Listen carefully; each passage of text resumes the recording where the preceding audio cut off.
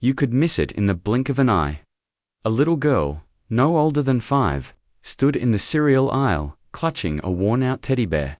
One arm wrapped protectively around the stuffed toy, the other making a small, almost invisible gesture, facing out, thumb tucked in, fingers curling over it. To most people, it would have looked meaningless. But for someone who knew what to watch for, it was a clear distress signal. A silent cry for help, and the first to notice wasn't even human. Eyes belonged to Echo, a German shepherd on duty beside her handler, Officer Ethan Morales. It was supposed to be a routine Tuesday patrol at the supermarket in downtown Brookagea, quiet little town with more parking spots than people, where the most exciting thing that usually happened was someone forgetting their shopping list. Most days, Echo's job was sniffing grocery carts and charming kids. But that day was different. In aisle 12, Echo suddenly froze. Her ears pricked forward, tail stiff, gaze locked on the small girl near the cereal boxes. It wasn't the tall man beside her, tattoos down his arms, moving leisurely between brands, that caught her attention. It was the child. Something about her didn't feel right, Morales noticed. He followed Echo's line of sight. The girl had messy blonde hair, a pink cotton dress marked with old dirt, and she stood far too still for a child her age. The teddy bear in her arms looked so well-worn that one ear was permanently flattened. But it was her hand, the signal, that made Morales' pulse quicken. He remembered the training. Child distress signals were rare and easy to miss. But he had promised himself that if he ever saw one, he'd respond. The man rested a hand on the girl's shoulder. She stiffened. Her gaze dropped. "Come on, Lily," he said evenly. Too evenly. The child stayed silent, only hugging the bear tighter. Morales eased Echo's leash forward. Casually following at a distance, Echo had been trained to detect explosives, track missing people, and even sense emotional stress through scent. But sometimes, instinct was more powerful than training, and Echo's instincts told her this girl needed help. The pair reached the checkout. The cashier smiled and tried to talk to Lily. "That's a lovely bear you've got there, sweetheart." For the briefest moment, Lily's expression brightened, but the man's hand pressed against her back, and the light faded instantly. "She's shy," he explained. Echo released a low, nearly inaudible growl. Morales recognized it, not a sign of aggression, but of warning.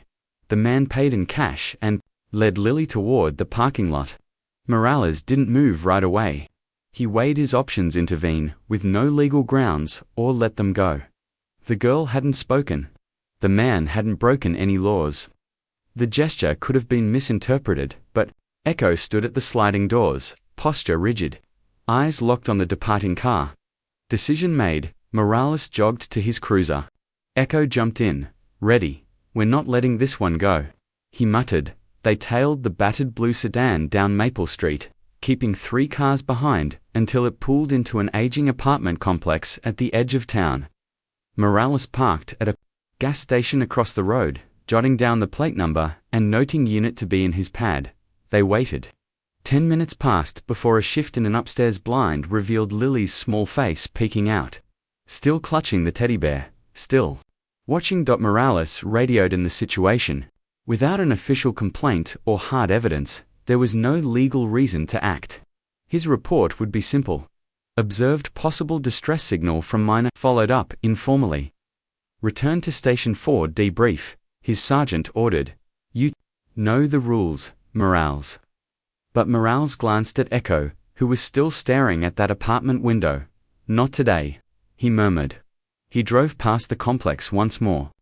Echo's nose twitched toward the second floor before Morales finally returned to the station, though not before circling the block to memorize every detail.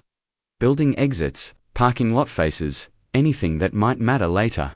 This wasn't finished. Back at his desk, he reviewed what little evidence he had.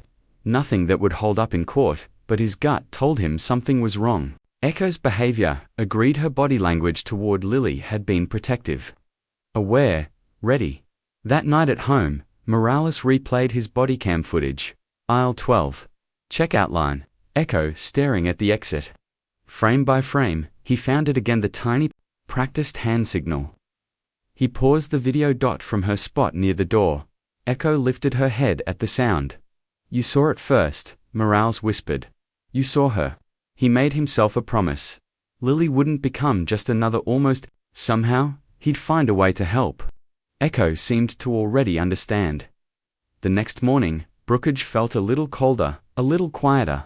Morales arrived at the department half an hour early, coffee in hand, Echo trotting beside him. She seemed more focused than usual, as if she hadn't stopped thinking about Lily either. Neither had Morales. All night, he'd replayed the image of her small hand making that signal. He'd reread the training manual, studied footage, analyzed every detail of her face and body language. And now, as he opened his locker, he slid a manila folder into his vest. Inside the folder were hastily written notes, printed pages on child protection laws, and a copy of the previous day's unofficial incident report, the one he hadn't filed. Early start. Came a voice from behind. Sergeant Patricia Wells stood in the doorway of the break room, sipping her usual black coffee. At 52, she carried herself with the quiet authority of someone who had seen everything. Her hair was pulled into a steel gray bun, her eyes the icy blue of winter mornings. Her voice was rough, but not unkind. Something on your mind, Morales? He hesitated. I think a child's in trouble. I just can't prove it yet. Her gaze sharpened. Come to my office. They sat down, and Morales laid out everything: Co's reaction, the hand signal, the girl's distant demeanor, the man's too smooth composure. Wells didn't interrupt once. She listened, leaning back when he finished. That signal isn't something everyone knows, she said quietly. Most adults wouldn't recognize it at all. Echo did, Morales replied. Her eyes dropped. To the shepherd lying calmly at his side. She's a fine dog. She's more than that, Morales said. She sensed it, she knew. Wells studied him for a long moment. You trust your gut completely. She opened a drawer and pulled out a form. Then we do this the right way. Community welfare check. You and I will go together. By the book. You see something we can act on. You'll have backup. Morales didn't say much, just clipped Echo's leash and nodded. Let's go.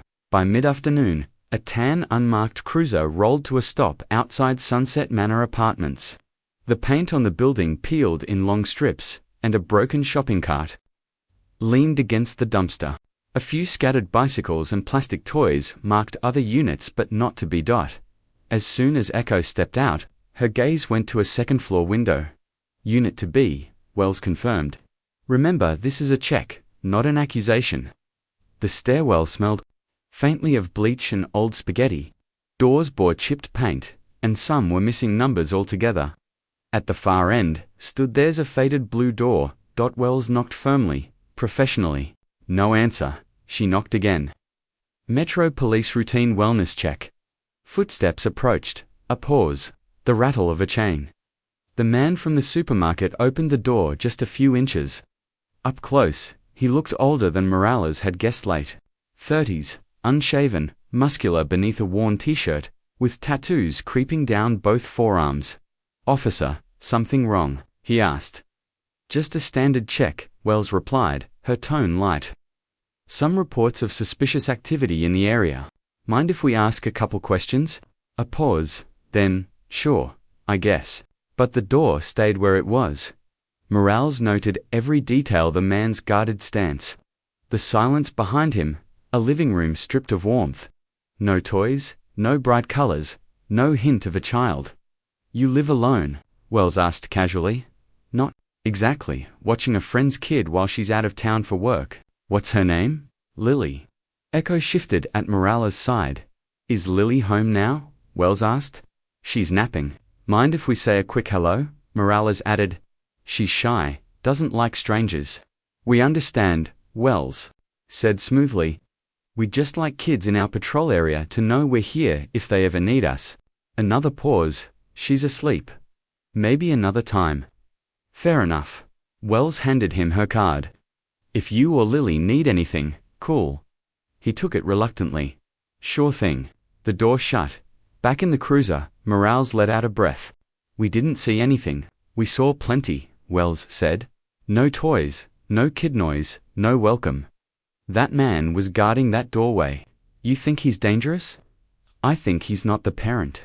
In the back seat, Echo gave a low whimper. Wells glanced at her, and she thinks so too. That evening, Morales stopped by Maria's diner for coffee. Echo curled at his feet as he sat in a booth.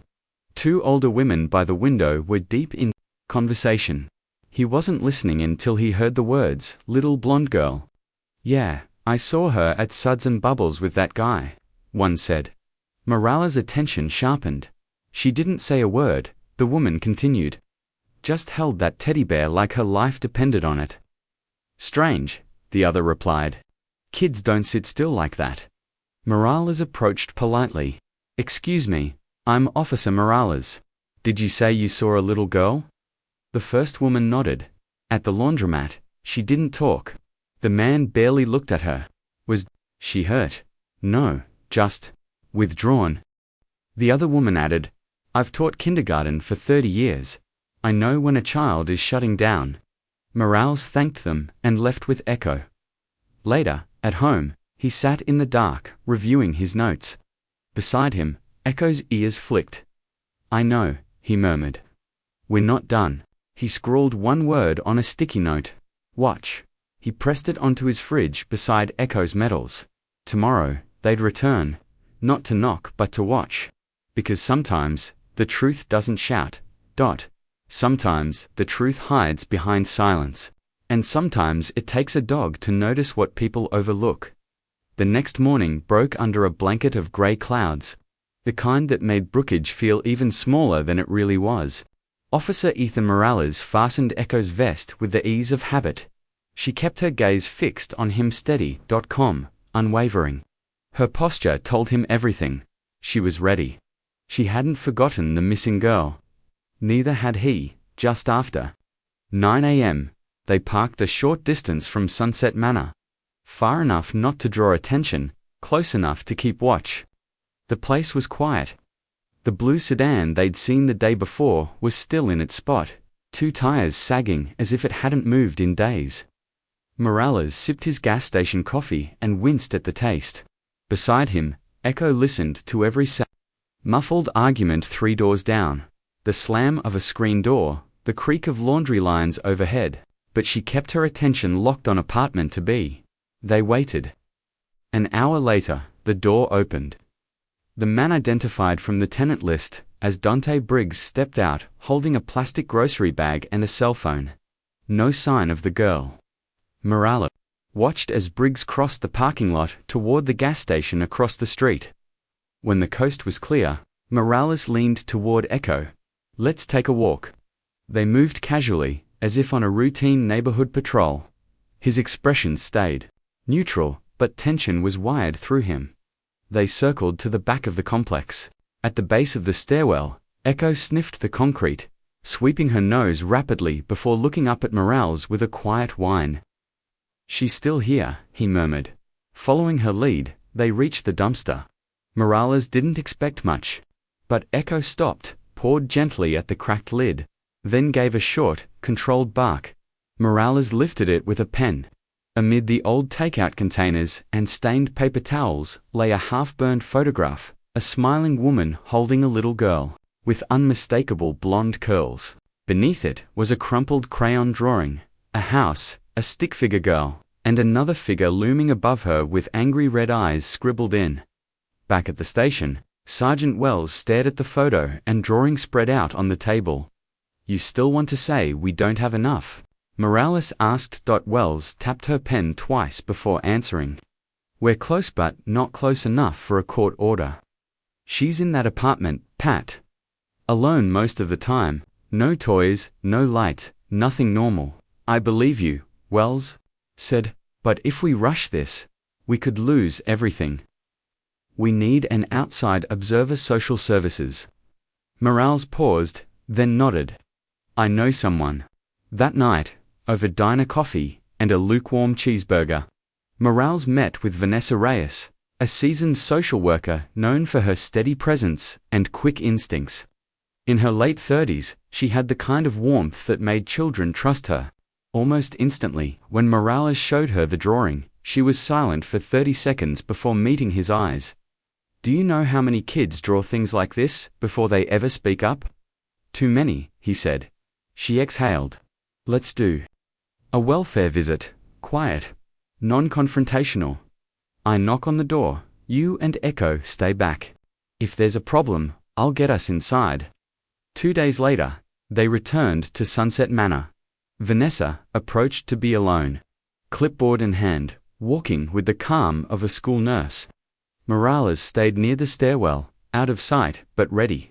Echo sat beside him, motionless but alert. Through a gap in the hallway, Morales saw Vanessa knock. Mr. Briggs, Vanessa Reyes, Child Protective Services. I just need a quick word. A long silence. Morales felt Echo tense. The door creaked open. She's fine, Briggs said quietly. I'm sure she is. Vanessa replied gently, but I need to see her for just a moment. She's sleeping. That's okay, we can wait. Another pause. Morales tightened his grip on Echo's leash.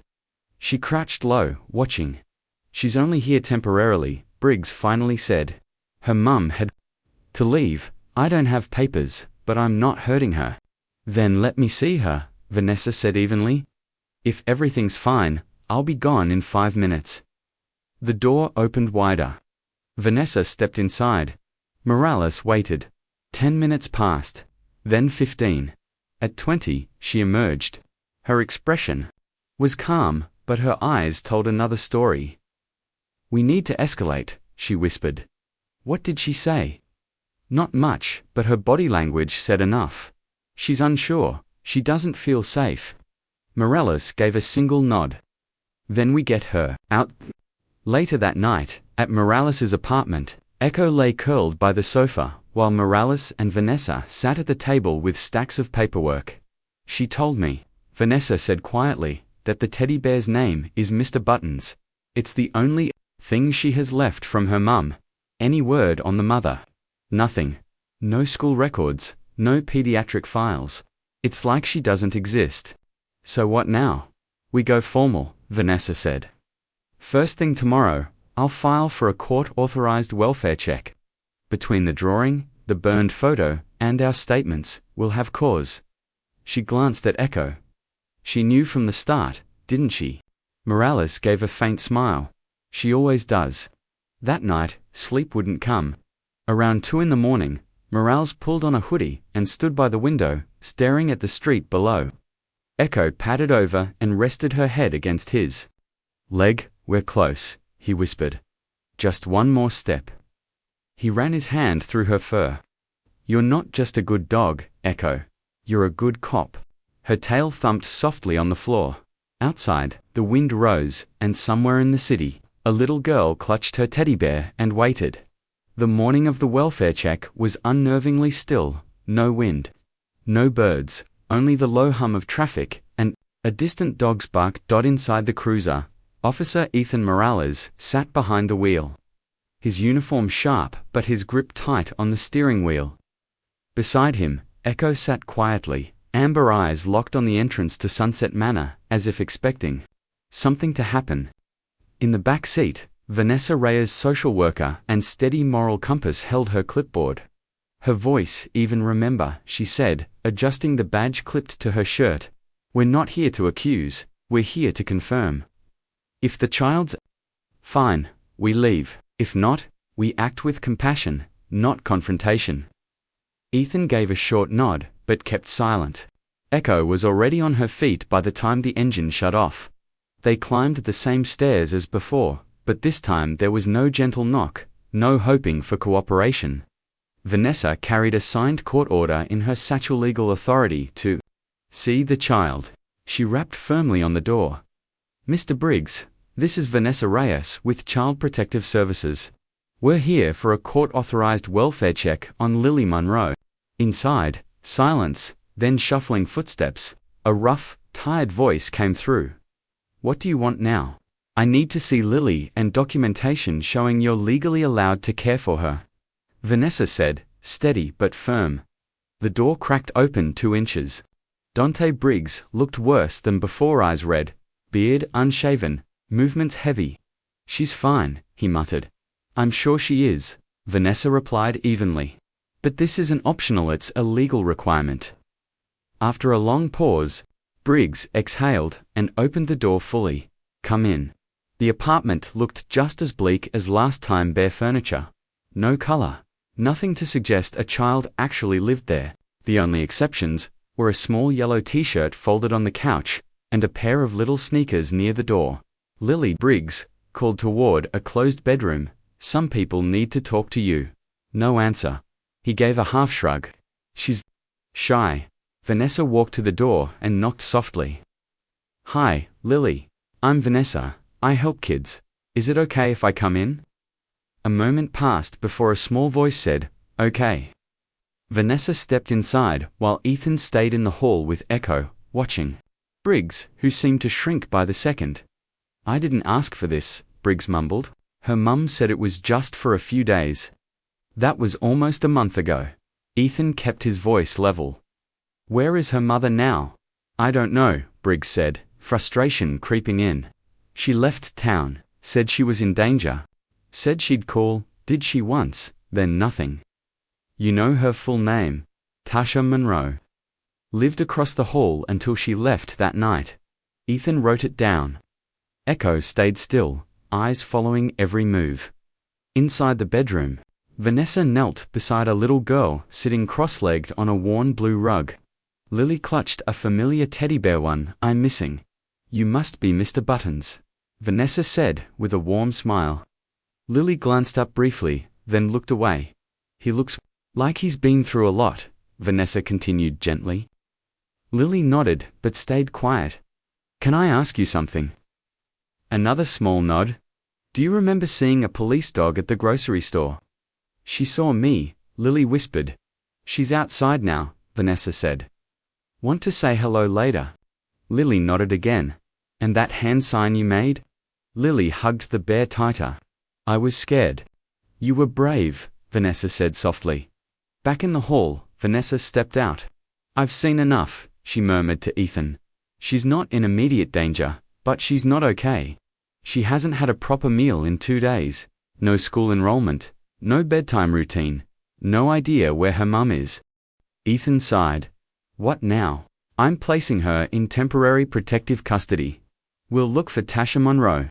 If she's found and fit, she can have custody back. For now, this child needs stability." Ethan turned to Briggs. "You're not under arrest, but you can't keep her here." Briggs looked stunned. "I didn't do anything wrong." "No," Vanessa said gently, "but you didn't do enough, right? She's not yours, and she needs more than just survival. She needs a life." Lily emerged with Mr. Buttons in her arms. Vanessa crouched to meet her eyes. "Lily, we're taking you somewhere safe for a little while. You'll have a warm bed, people to talk to, and Mr. Buttons is coming too." Lily's voice wavered. "Is Mummy coming back?" "We're looking for her," Vanessa said honestly, "and we'll keep you updated."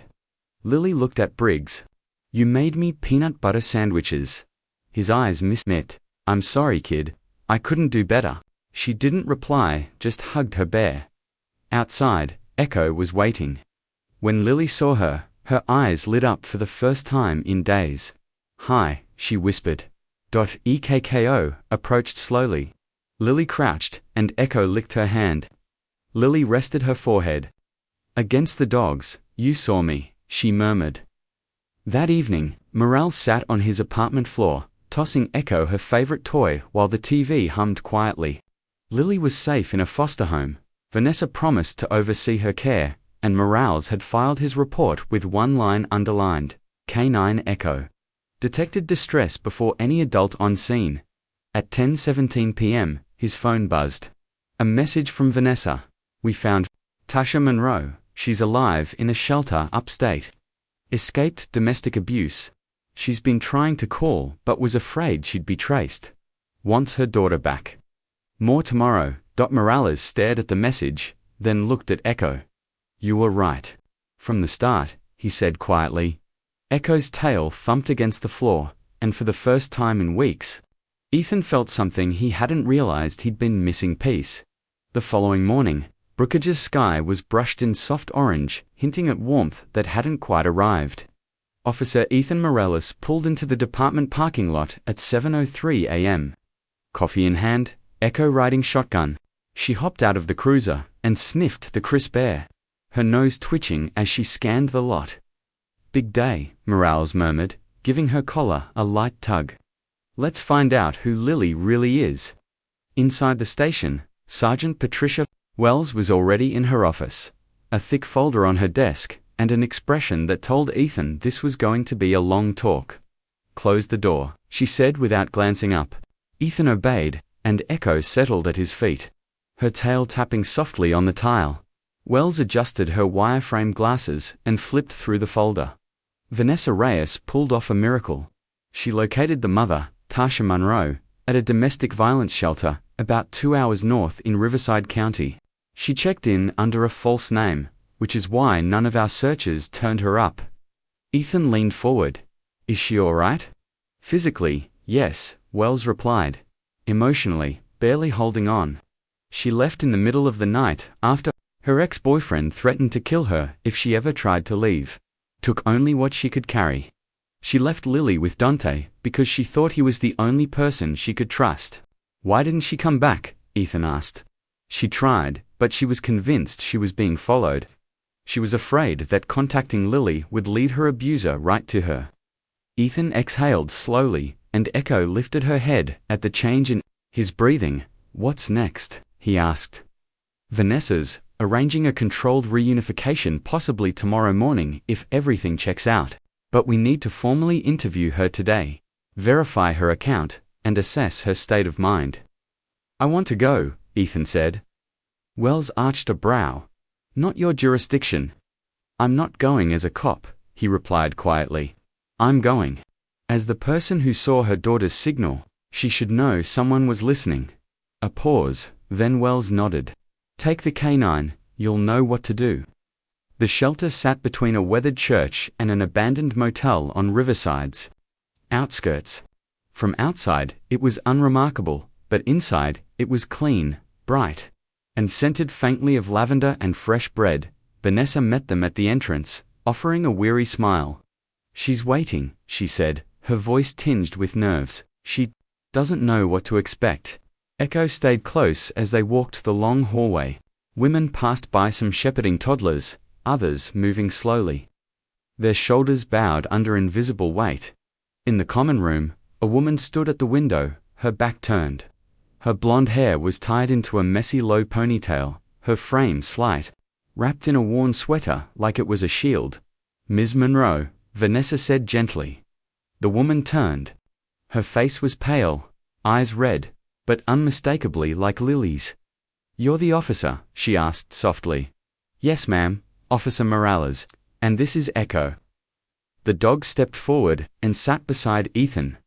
Tasha's eyes welled instantly. She knelt, reaching toward Echo with hesitant hands. "Lily told me about her," she whispered.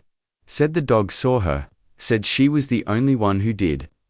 Echo pressed her head against Tasha's knee, her tail moving slowly. "That was all it took." Tasha broke down. In a quiet corner, while Vanessa prepared paperwork, Tasha spoke.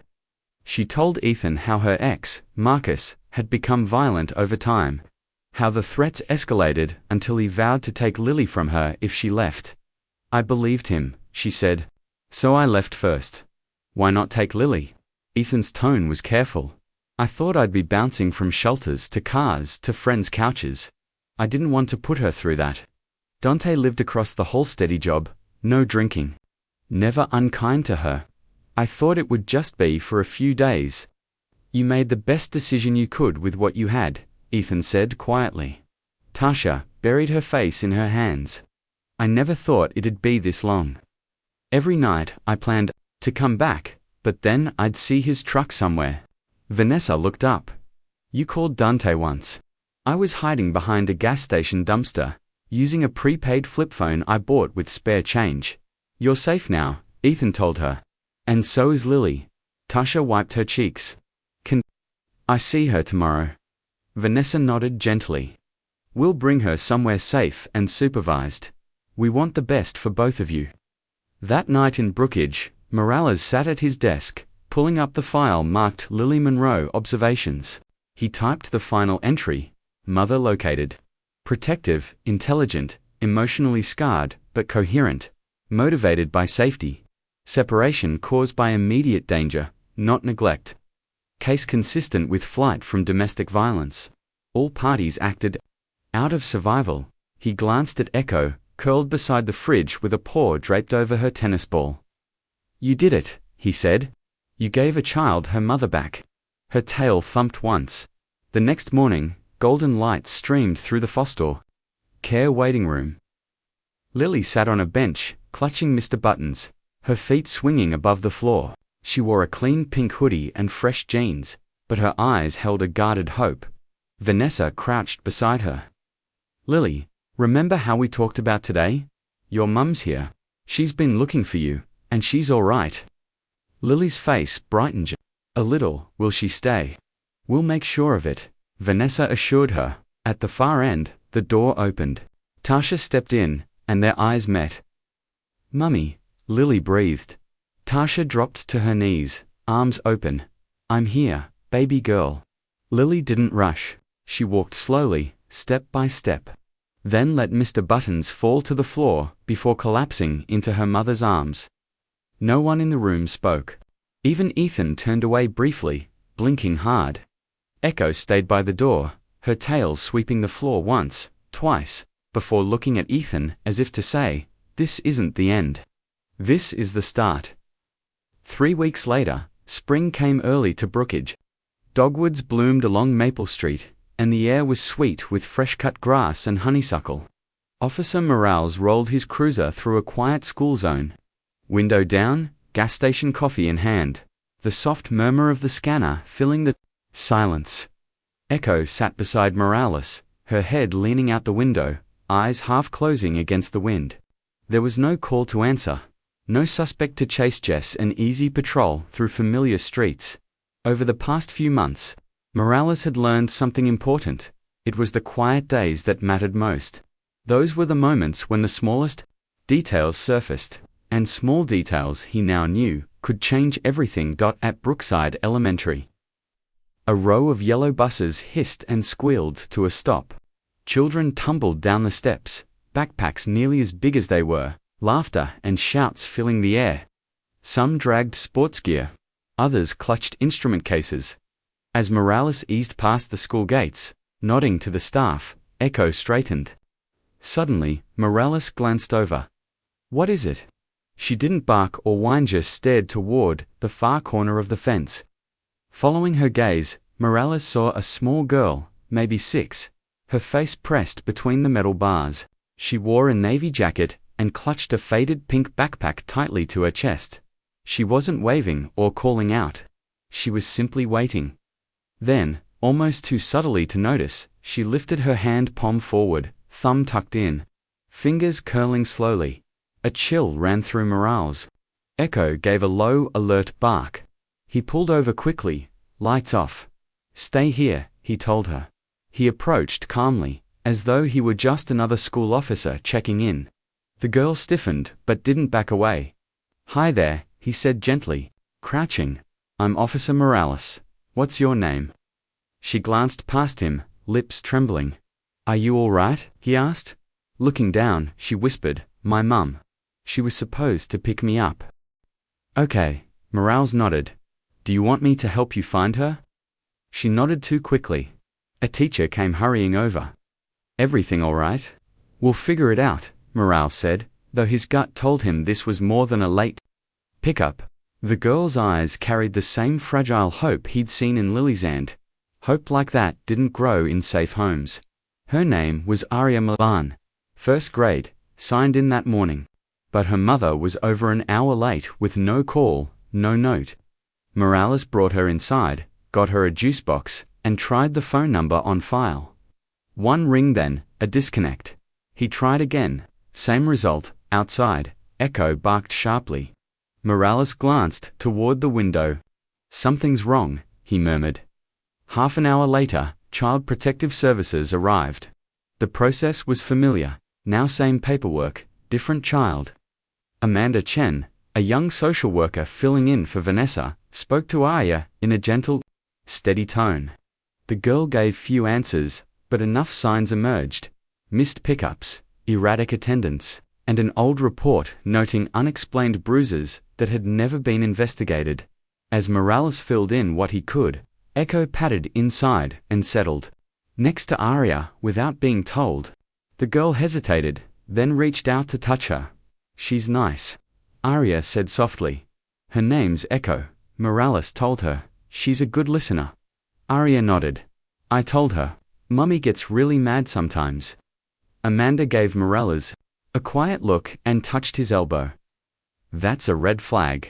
"Yeah," he agreed. "Here we go again." By evening, Arya was placed in temporary care pending investigation. Morales drove home, feeling wrung out. Echo collapsed on the couch. Ignoring her chew toy, over reheated chili, Morales stood by the window, watching the last light fade behind the trees. He thought about patterns, how one silent gesture had led him to Lily, and now another to Arya. 2 children, 2 unspoken pleas, the same subtle signal. He opened his laptop and typed a new document, echoes they leave behind. It's never loud. It's never obvious. Sometimes the quietest plea isn't spoken at all. It's a gesture, a glance, a dog who won't look away, a child who says nothing but begs you to notice anyway. He leaned back. Echo glanced up from the floor, her tail twitching. "You knew again," he murmured. She blinked once, then lowered her head onto her paws. The following Monday, Morales visited Lily's new home, a neat duplex on the east side of town. Tasha had a part-time job at a local clinic and, with help from support programs, was putting her life back together. When Lily opened the door and saw Echo, she gasped. "Mr. Buttons, look who it is." She ran forward to hug the canine, who received it with her usual calm. "You doing okay, sweetheart?" Morales asked. Lily nodded. "I'm learning my letters again, and Mummy lets me sleep with the window open when it's nice." Tasha stepped into view. She looked healthier, now her face, fuller eyes, brighter, posture, confident. "Thank you," she said quietly. "You're the one who kept going," Morales replied. "I just connected the dots." "No," Tasha said, meeting his gaze. "You stopped, you looked, you saw. Not many people do that anymore." They stood quietly for a moment, before Lily leaned in and whispered, "Did Echo see anyone else?" Morales lowered his gaze to her. "Yes," he said. "Another girl, just like you." Lily's brow tightened. "Did she make the sign?" "She did. Then Echo saved her too." That evening, Morales pinned another picture to his refrigerator. One from Lily. It was drawn in crayon. Echo, Mr. Buttons, Lily, and a tall man in blue wearing a badge, all holding hands under a bright yellow sun. In uneven wobbly letters, it read, "Thank you for seeing me." Morales stared at it longer than he planned, then reached down to scratch behind Echo's ears and murmured, "Let's go find the next one." Far outside Brookage, Echo stood at the edge of a clearing. The early sun had just risen, scattering dew across the grass. She held herself still, nose lifted to the air, ears twitching at the faint chatter of a distant squirrel. A few steps back, Officer Ethan Morales stood with coffee in hand, watching her the way he always did, with quiet admiration.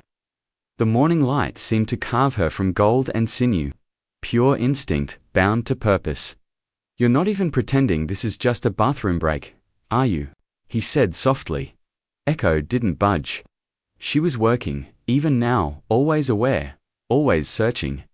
Back in town, life had shifted. Lily Monroe was now in a regular school, complete with lunchbox notes from her mum and homework covered in backward letters. She loved music class, disliked carrots, and slept with Mr. Buttons tucked under one arm, beside a new nightlight she'd chosen herself. Her mother, Tasha, was piecing life back together carefully. Solomon, now supported by counseling, a strong community, and a steady job, without late-night hours. Still startled at sudden noises, and checked the locks more than once, but she could finally breathe again. Dante Briggs, the man who had taken In a little girl, when no one else would, was attending night school to become a licensed childcare worker. When asked why, he said, "The only truly good thing I've done in my life was keeping that kid siphoned. I want to do more of that." The ripple effect was undeniable. It had all begun with a single act, and one canine who had answered the call. Morales returned to his patrol routes, but his perspective had shifted. He noticed more the way kids' faces lit up when parents picked them up from school, how cashiers smiled at families in line, how small kindnesses could mean more than they appeared to. He even began teaching part-time at the local academy, a course on human behavior in canine patrol, blending real cases with instinct in the field. Echo attended every class. No one ever fell asleep when she was there. In one corner of the classroom hung a framed crayon drawing, stick figures under a bright sun with shaky letters spelling "Thank you for seeing me." Cadets always asked about it, and Morales always told the story.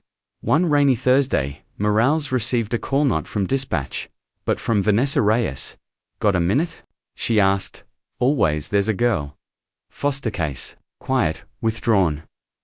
Came in last night from another county, different history, but the same silence, the same look. Where is she?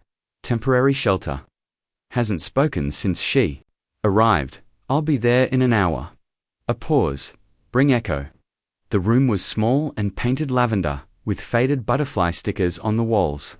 It had the soft furniture of a place meant to feel warm, but the truth in it was harder.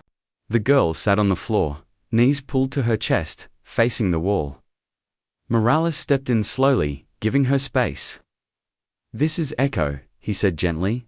"She's a good listener. Doesn't say much, just pays attention." Echo approached on her own, lowered herself beside the girl, and rested her head in her lap. The child's shoulders trembled, then went still. She reached out, almost hesitant, and placed a hand on Echo's back. No one spoke for 10 minutes. Then the girl whispered, "Does she know secrets?" Morales smiled softly. "Yeah, that's kind of her thing." That night, Morales sat on his porch, rain tapping against the tin roof, Echo curled at his feet. He thought back to the moment it all began, not with sirens or chaos, but with a small girl clutching a teddy bear in a grocery store aisle, asking for help without words. He remembered how close he'd come to walking away, and how Echo had pulled him back. A few weeks later, a package arrived without a return address. Inside was a child's drawing Lily again. This time, 2 scenes. One of Echo standing before a girl in a grocery store, and one of her sitting beside a girl in a shelter. At the bottom, she sees all the kids, even the quiet ones. Later that month, the department held a small ceremony in the squad room, coffee, donuts, and a few heartfelt words from the chief. Morales didn't want recognition, but they gave a plaque to Echo. It read, "To Echo, who listens when no one else does." She couldn't read it, but somehow seemed to understand its weight. Sitting taller for the photograph, tail wagging. Weeks turned into months. The calls changed. The pace of the town shifted. Morales and Echo kept going. And sometimes, in a schoolyard, at a grocery store, or by a park bench, Echo would pause. She wouldn't bark or pull, just pause. And Morales would stop with her. Because sometimes, noticing was enough. And sometimes, stopping was the bravest thing you could do. One afternoon, stuck in traffic on Main Street, Morales saw a small family crossing, a blonde woman, a girl with a lunchbox, and a familiar teddy bear swinging from her arm. He smiled, but didn't wave or honk, just watched. In the passenger seat, Echo's tail thumped. "Yeah," he whispered, "she's doing okay." When the day finally came for Echo to retire, Morales didn't bring on another canine partner. Instead, he began volunteering with her for child trauma response, visiting hospitals, shelters, and crisis centers.